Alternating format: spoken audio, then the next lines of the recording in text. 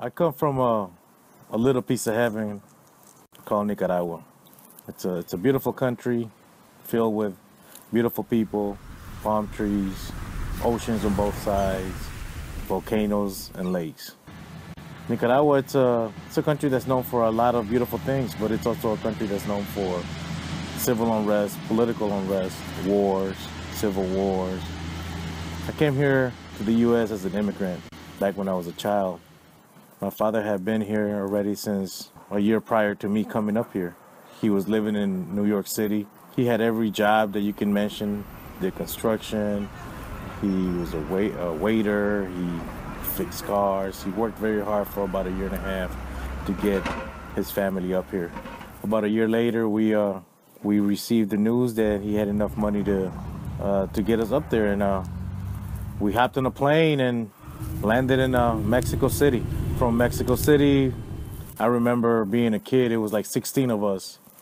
A lot of children and women, but I remember that it was 16 of us at least. And I remember driving a bus from Mexico City all the way to Tamaulipas, Mexico, which is a border state, Reynosa, which is the city. Once there, I remember staying in a hotel. Remember waking up early, maybe 4 o'clock in the morning, and crossing the river with my mom and my aunt, my cousins, and everyone else that came with us. It was 16 of us. The youngest must have been like 2 years old, maybe 1. I must have been like 6 or 7. I remember when we first crossed, the first thing we saw was a gas station. It was all in English. That's how you knew you were in the United States. That's how you knew you had reached the promised land.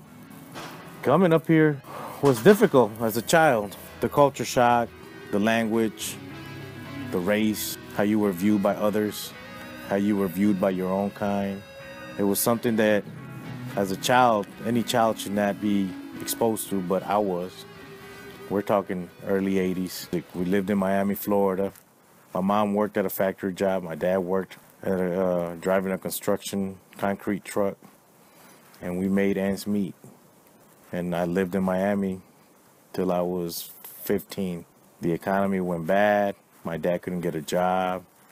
We were struggling. They said it's time to go back to Nicaragua. That was a moment where I remember we're going back to Nicaragua. I was 15 years old. I had been here since I was 7, so I might have been in the States for about 9 years, about 8 or 9 years. And it was time to go back to Nicaragua. I didn't know how I felt about that. My father got a phone call from one of his friends in Ohio saying, come live in Ohio. We got jobs. Come live in Ohio. Next thing you know, we're in a station wagon, and we ate rice and beans the whole way up here with crackers. Rice and beans with crackers. Gallo pinto. And we journeyed up to Ohio. It took us about 2 days and a half, maybe. When we got here, it was like everything looked American. It wasn't Miami anymore. We're in America. For some odd reason, Ohio seemed more American than Miami. And I felt like I was in America. My first school here in Ohio was Woodward in '92. Met a couple of people there. My English was horrible. I met people with last names that were like similar to mine, Spanish last names that didn't speak Spanish. Met some teachers that were really cool and really nice. Transferred to Way High School, graduated from Way High School.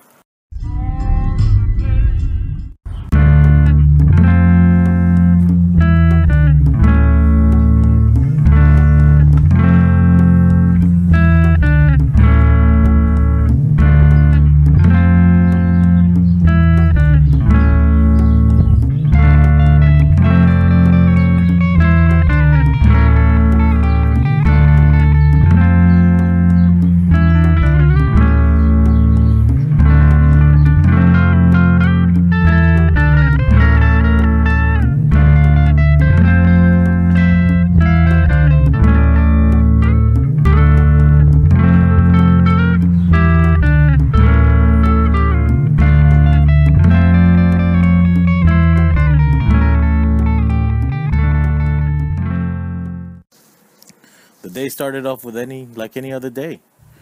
I remember waking up in the morning, getting ready, just another daily routine.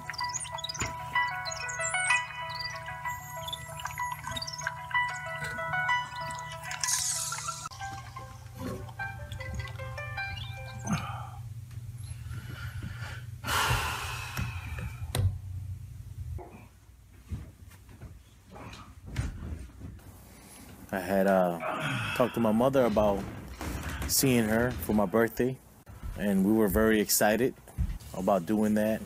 I was really looking forward to it. It was something that I wanted to do, and I wanted to document the whole thing. I wanted to go over there and document this story of me reconnecting with my family. But that was not to be the case. I was talking to my mother a couple of times, and she had really getting very sick, to the point where I was no longer talking to her and I was actually talking to my brother Walter Montenegro Moraga. Walter was living in Costa Rica and working and sending money to Nicaragua. But when she got really, really sick, he had to come back home and take care of her. One of those phone calls that I got was no longer from my mother, and it was from Walter. And it was basically telling me that my mother had passed away. I couldn't believe it. I was just on the phone with her. We spoke. I sent some money. I told her to wait for me. She said she was going to wait for me. I called my little brother Penny here in the States. He came over. We spoke. I told him what had happened. And a journey of celebration turned into a journey of something else. I had to get ready. Gather all my stuff, passport, ID, social security cards. We're crossing borders, international borders. After discussing this with my brother, I called my sister here in the States and I told her that I needed help. And she was willing. She was there for me. She was there for me. She said, I have a friend of mine that he's never been to New York City, and he'll drive us there. And the reason why I had to go to New York was because I couldn't fly out of Detroit.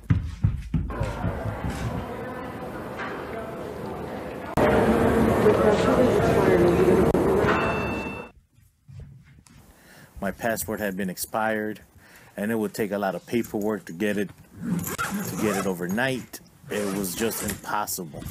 So the best way to do it was to get my clothes together, get all my luggage together, get all my documents, get on the road and drive to New York City, go to the Nicaraguan consulate, get a temporary passport, travel from New York to Miami, from Miami to Nicaragua, and in Nicaragua, get a permanent passport. But that was not easy. It's easier said than done. There was a lot of steps and there was a lot of things that needed to be done. We hopped in my sister's friend's car and we rode out to New York City. 9 hours of drive. Road, 9 hours of snow, 9 long hours. But it was necessary.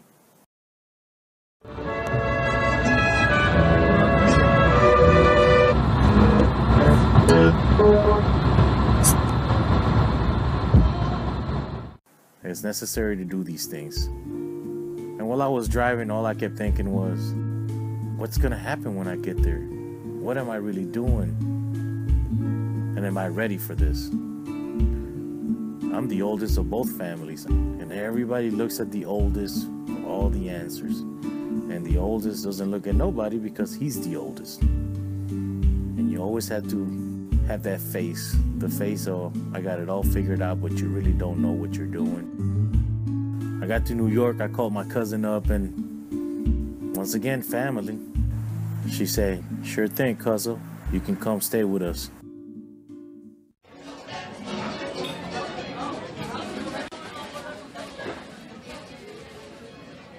Got there, and it was all love, hugs, kisses, dinner, and everything was just there for me, and I just can't thank them enough, my New York family. I love them with all my heart. I got my stuff together. My sister went and bought me a ticket. We got the passport situation situated, bought a ticket online, rushed out to the airport that same day, got all my luggage.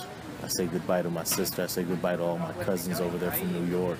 Well, hopped on that plane to Miami, Florida, good old MIA. But MIA is not home. It was just more of a hub. We still got a long ways to go.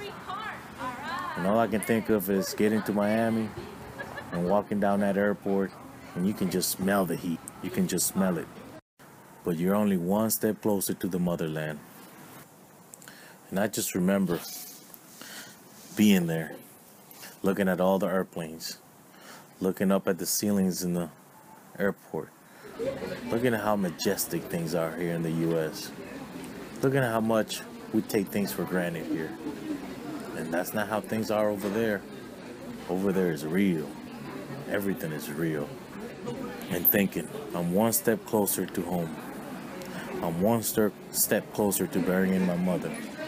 I'm one step closer to seeing my siblings. And I'm just sitting there looking at that plane.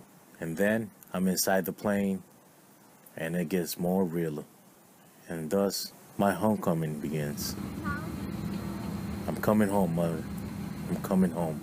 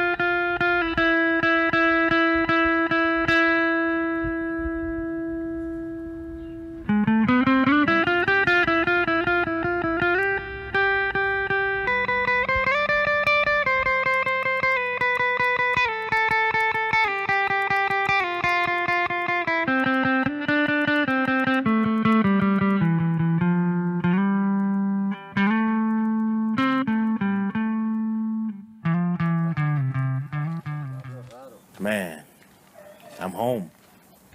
Seems like I never left. 2 years later, I'm home.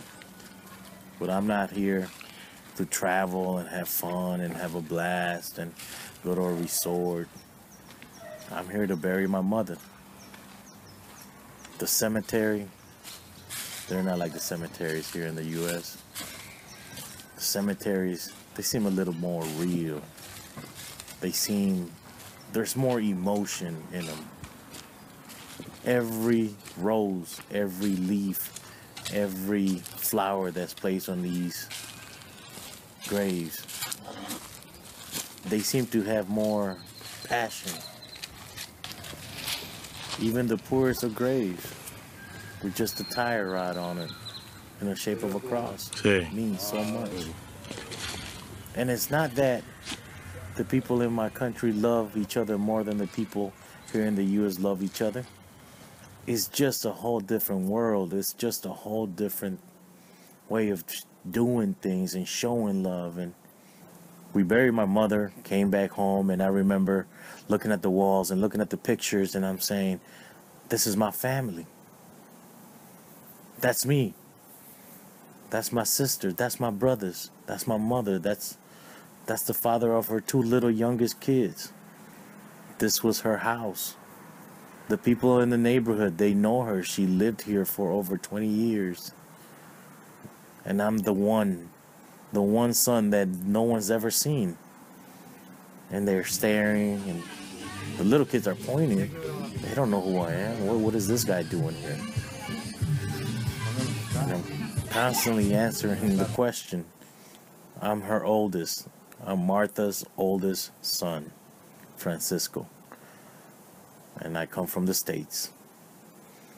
And they're like, oh, you look just like her. And it's true, I do. And we all do. All my siblings look just like her. We all have a little bit of her in us. It was different. And this time I'm here to be there for them. This time I'm here to show them that I care, that I love them, even though I don't know them, but it's the blood that draws us together. So we stayed up and talked about a lot of things, and we decided to do family outings while I was down there. I remember going down, hopped in those buses, loud music, crowded, but it didn't matter because I was with my family. It doesn't matter if it was 120 degrees with no wind. I was with my family. And it didn't matter where I was at because I was with my family. And everywhere I went with my family. We visited León, one of the most beautiful cities over there. One of the oldest cathedrals in Latin America. Beautiful architecture. It's like time traveling. It's something out of this world. It's something that we're not used to. It's peaceful. And it's just beautiful. The skies are always blue. It was the first day of school for the children, so there was children everywhere in their uniforms, blue and white. And you see them everywhere, and they were just happy to go to school. And I was just like, wow, and some of the kids here in the U.S., they don't even want to go to school. I remember being a kid myself, didn't want to go to school. And these kids, all they want to do is be given a fair shot. And so, me and my brother, Walter, the one that took care of her, the one that was with her to her last breath, decided to journey out and see different things. I wanted him to show me the country. And then you meet the locals. And I came across this guy who was shunned upon by the rest of the city because he was the quote unquote the town drunk. And I sat down and spoke to him and talked to him, and he asked him to tell me his story, and he told me his story. And he wanted liquor, and I said, I don't want to give you liquor, man. Cuando estaba con arriba, ay, que me falta la pachita. Te voy a dar algo. Te voy a dar de comer, no te voy a dar licor. Okay? I'm going to give you food. I'm going to feed you, but I want to do it because I feel like that's what I'm supposed to be doing. And I bought him something to eat, and even though he was with me, they were still looking at him like he was a nobody. But this is somebody. This is a human being. And I remember walking those streets with him, and it was so hot, and his feet had blisters, and he had blood coming down his feet because he was barefoot. And after I fed him, I remember we went to the local market, and I said, what size shoes you wear? And he told me what size, and I bought him a pair of shoes. Yeah, they weren't expensive shoes. They weren't J's, or they weren't anything that people brag about here, but they were shoes that made this man cry. I gave him a hug, and I never saw him again. But that was the day I learned what it's like to be a human. Two strangers met. Two strangers from different coordinates come across in the middle of somewhere, and they interact with each other, and that's what being a human being is all about. And I heard this man's story, and it's just beautiful. Everybody's interacting with everybody. Everybody is being a human. Something that we forgot about out here. I don't even remember the last time I said good morning to my neighbor, and that's part of it is my fault. Something we have to change. We must learn to be humans again. We must learn to have that human connection.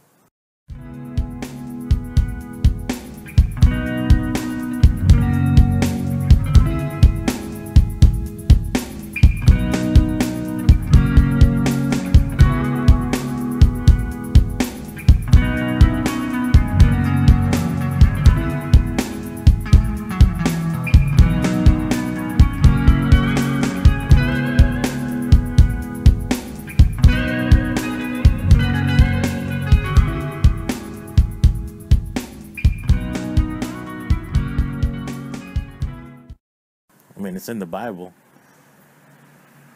Love thy neighbor. Love one another. But we don't. And it's like children. They're so innocent, and we lost our ways. We lost our innocence. Para la nueva generación. Está grabando.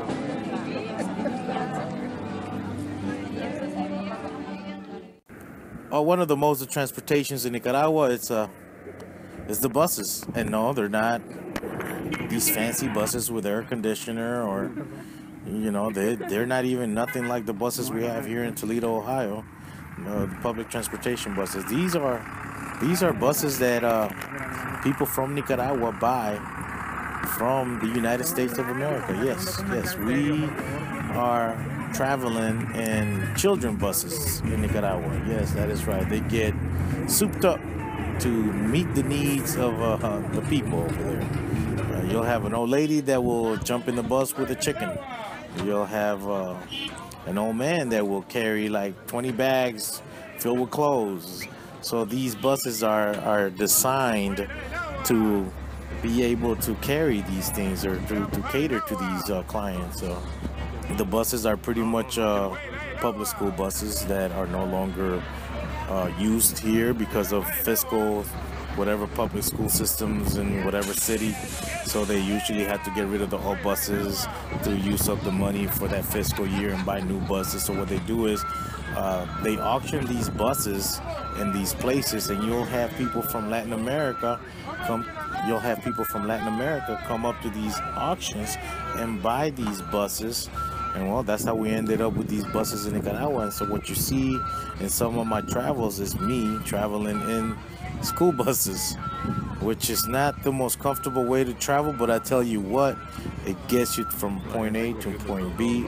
You'll also have your public vendors who will come in the buses, and they'll try to sell you from chiclets to medicine that you've never heard of. You'll have your preachers who are out there. They'll preach, and then they'll pass a little ad around so you can throw a little money in the mix. Or you'll have your singers. A guy will force himself into the bus and whip out his guitar and play music for the next 2 hours, and you're like, it's just Nicaragua. That's the flavor. That's what it's all about. And this is part of the traveling. This is part of the journey. This was part of the homecoming.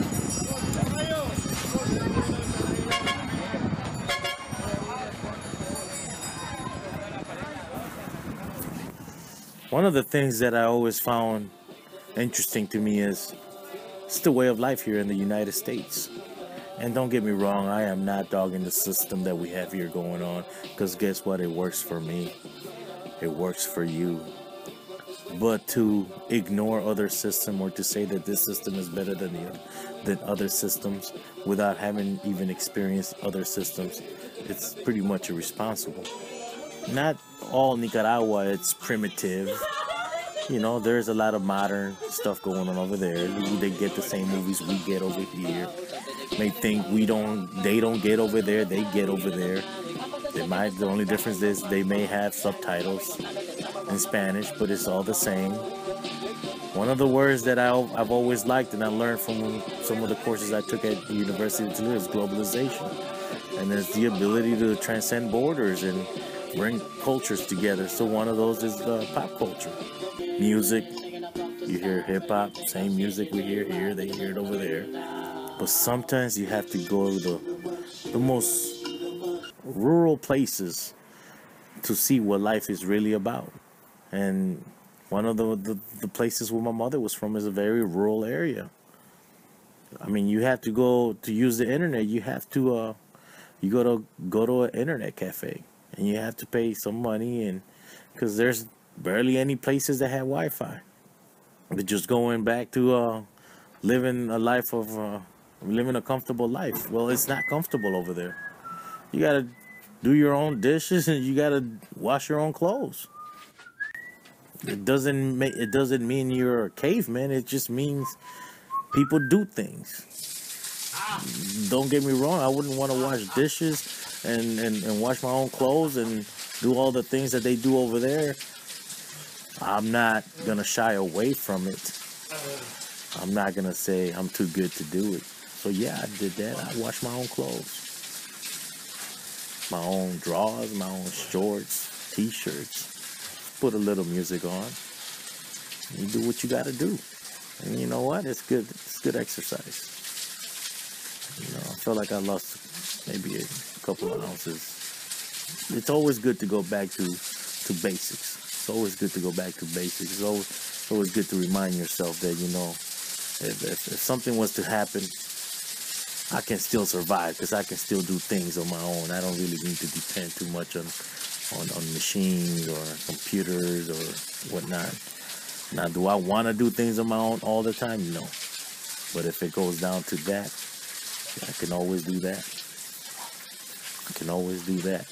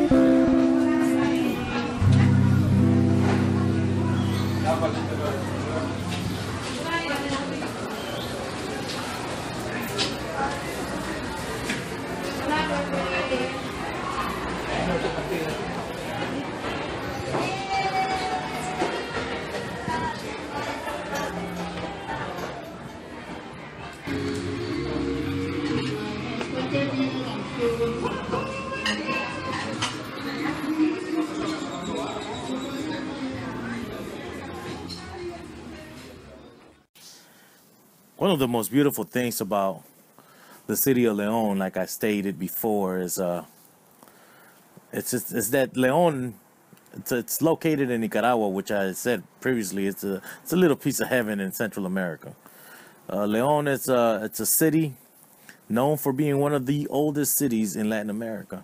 So the architecture in León, it's very remarkable. It's beautiful. In fact, the buildings are.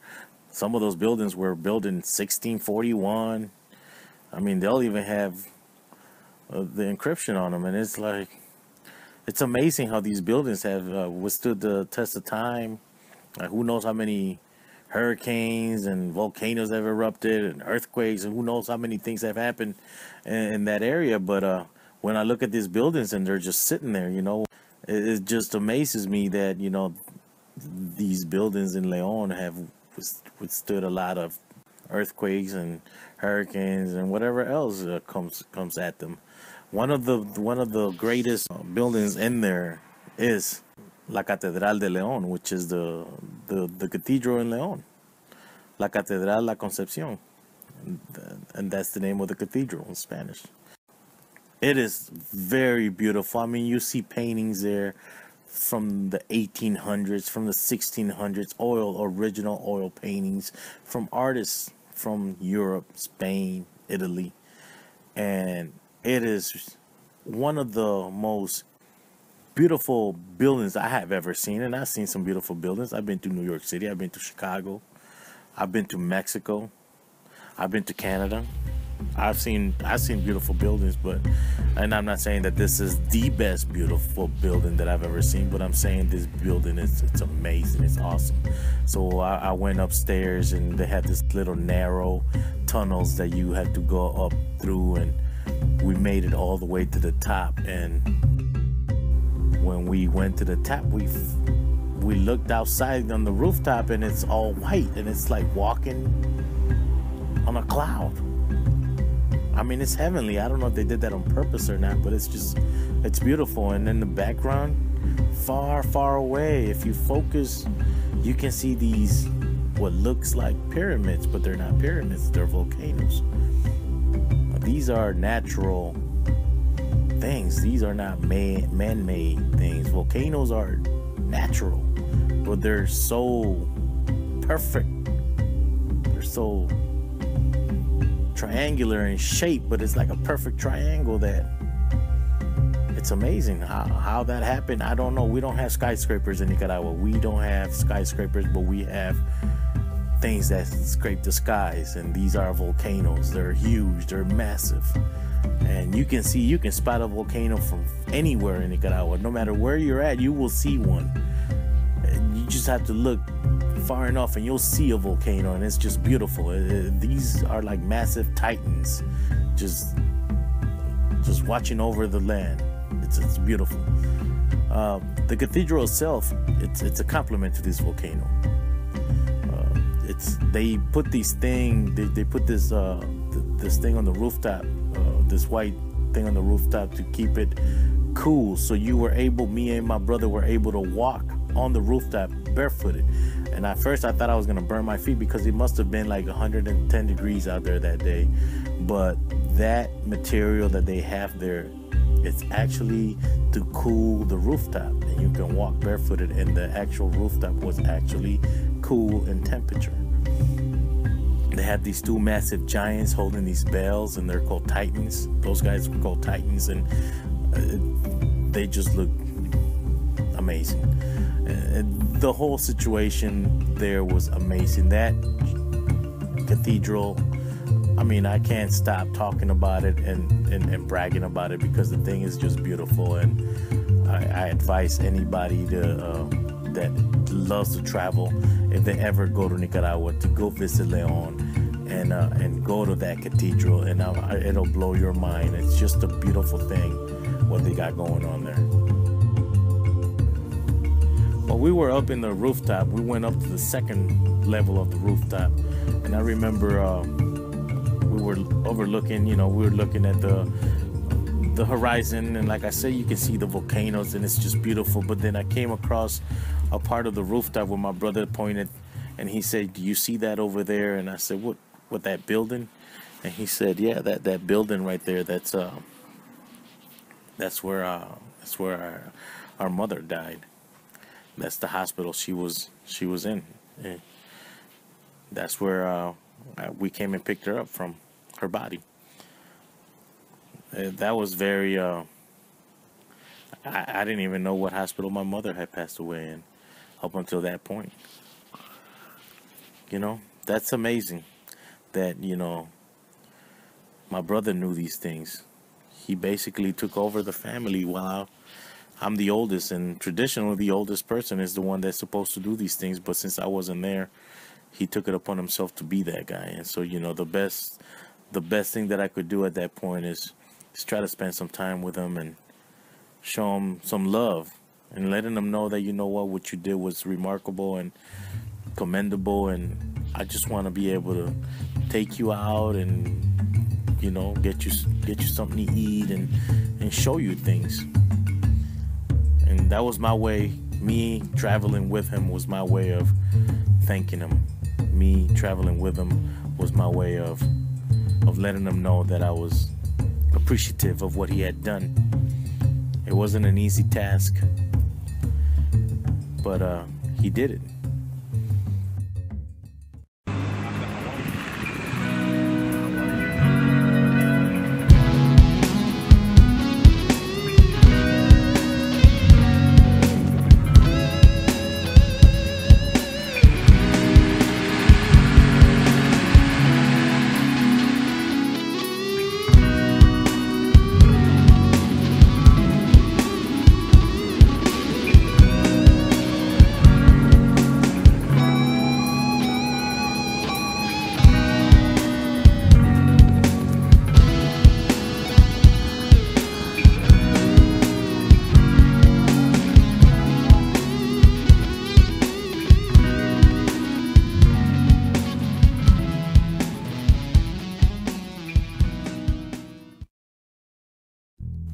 After we left Leon, I decided to reconnect also with my sister, my little sister over there.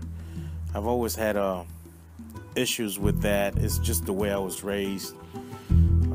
Not too close to my sister in the States. I love her to death, but it's just have to work on that. This is some of the things that maybe this is the reason why I took up on this journey. So I took it upon myself to ask my sister in Nicaragua to go travel with me. Get on one of these buses with me. And I said, where do you want to go today? And she said, I've never been to Granada. Granada, Nicaragua, it's another beautiful city. And so I've never been to Granada either. So, the journey took us a whole entire day. We got on one little bus. The one little bus turned into another bus. The other bus turned into another bigger bus. And then next thing you know, we got to Granada, which is a very, very cultural city. A lot of poetry, colorful buildings, very beautiful. Right next to the lake. It is a very beautiful city. Now, Granada and León are two of the most ancient cities in Nicaragua. Politically, they don't get along. It's always been some type of rivalry, and it's good. I see now why there is, because they're both similar to each other and they're different from each other. Artistically speaking, they're pretty much similar. A tale of two cities. That's real though, man. You know why? Because Granada's always been known to be Leon's always been liberal, you know what I mean? And Granada's always been conservative. That's just the way it's always been. The majority, So they've always, and they're both on different shores of the lake. One is on the bigger lake and the other one's on the little lake.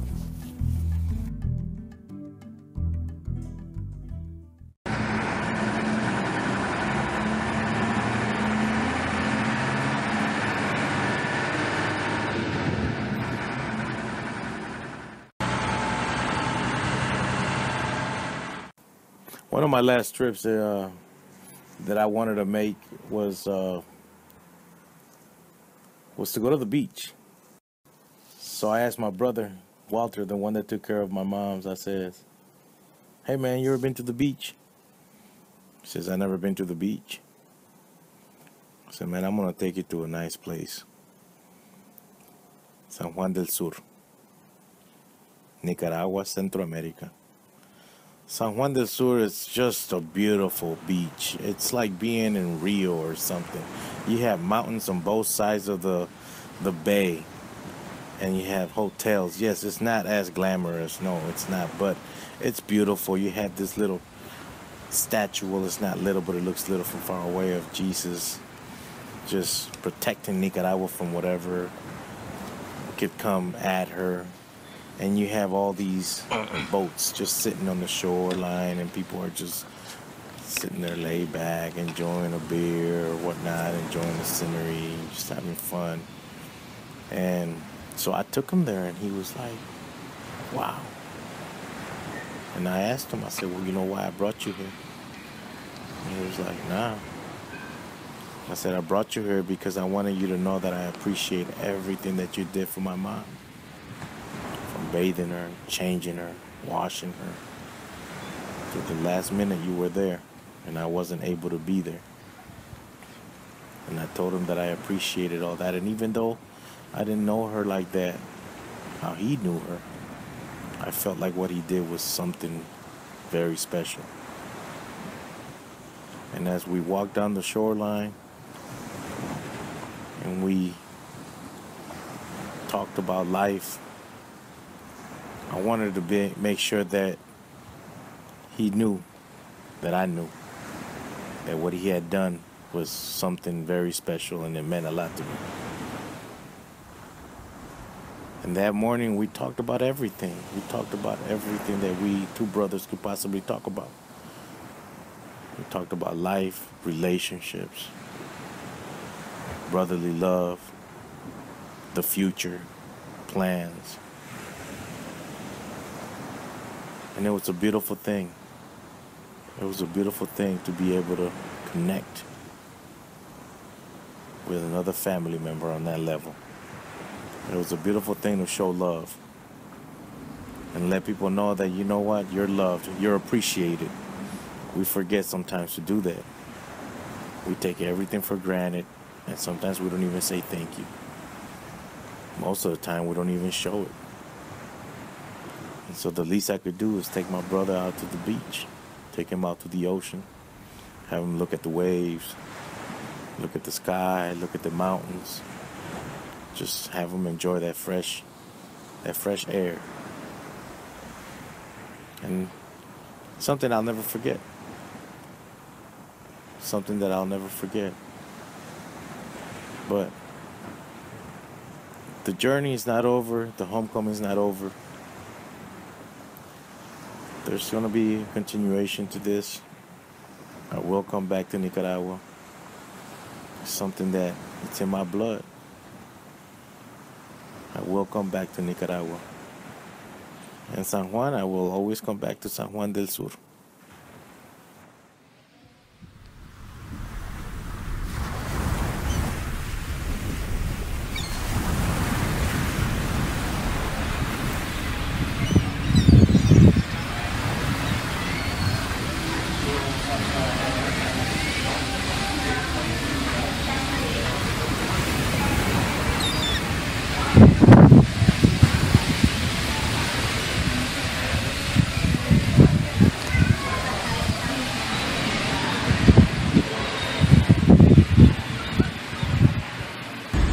Request our flight attendants be seated at this time. We're landing in about 1 minute. Thank you.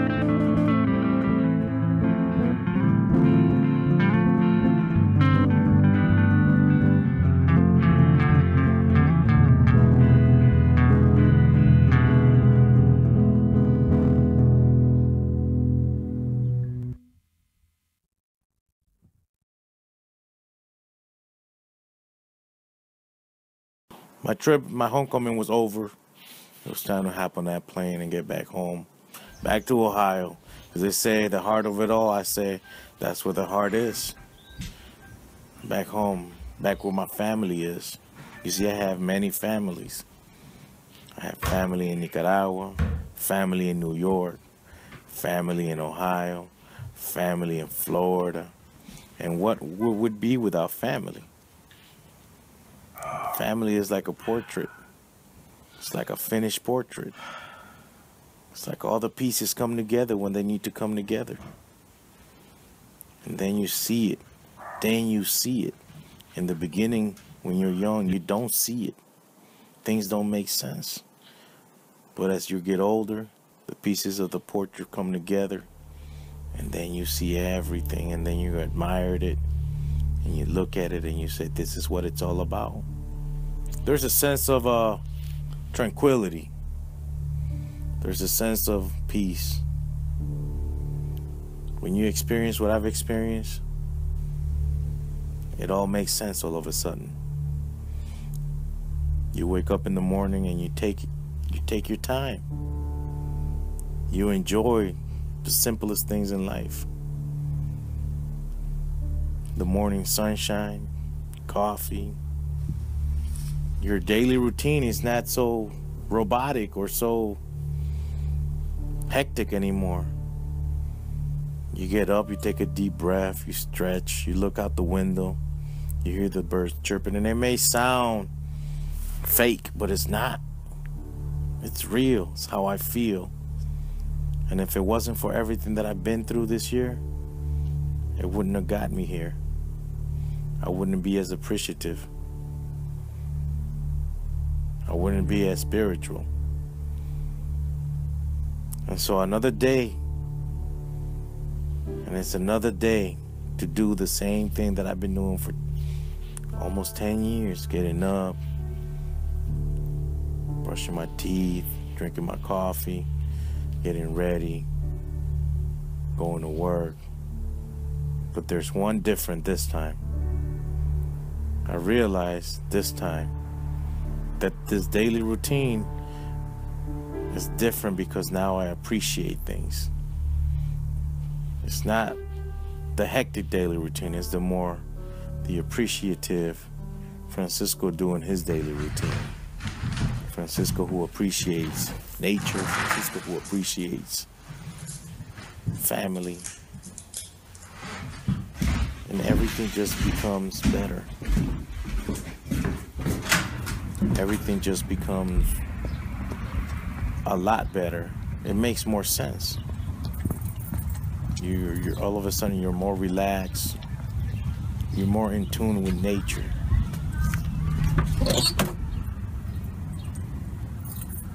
And I'm going to work from 9 to 5. But now I'm enjoying my music. Now I'm taking my time. And now I'm just glad that I have family. Because without family, none of what I went through would have been possible.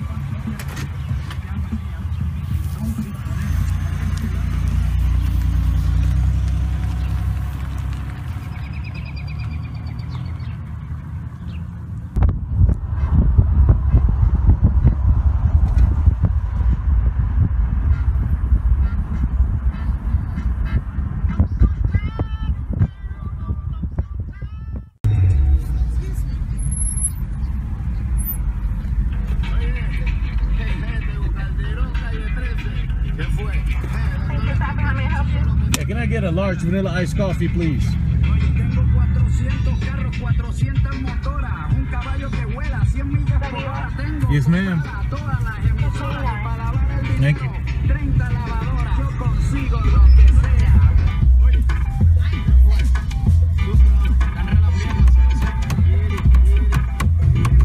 de mi lírica, yo soy el único dueño.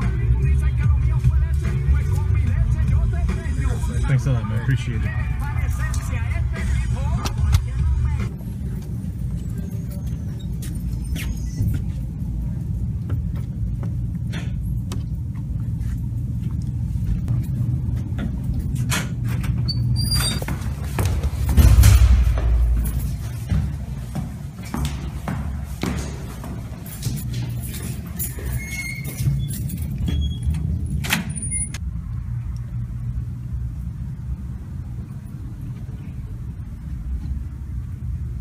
Good morning.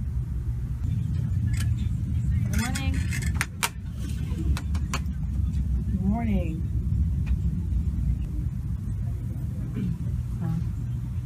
Good morning. Good morning.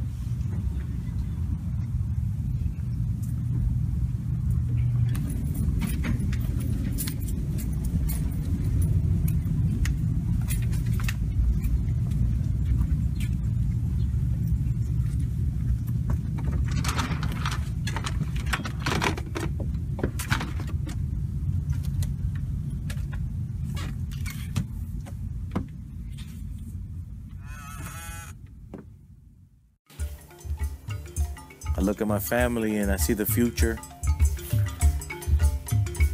And I know now that I'm the one to lead them into that future. I know now that I have a lot of weight on my shoulders, but it's always up to me. I'm the oldest. And I'm going to ensure that everything that I learned during this experience, I apply that knowledge and that I always show love to my family, because without my family, what am I? Without family, what are we? You see, this journey was not just about Nicaragua or just about New York or just about culture. This journey was about family, and if there's anything I learned from this journey is that if you're real and true to your family will be real and true to you. So, enjoy your family. Tell your family you love them. And that's what this journey is about. The human interaction, human connection. It's about family.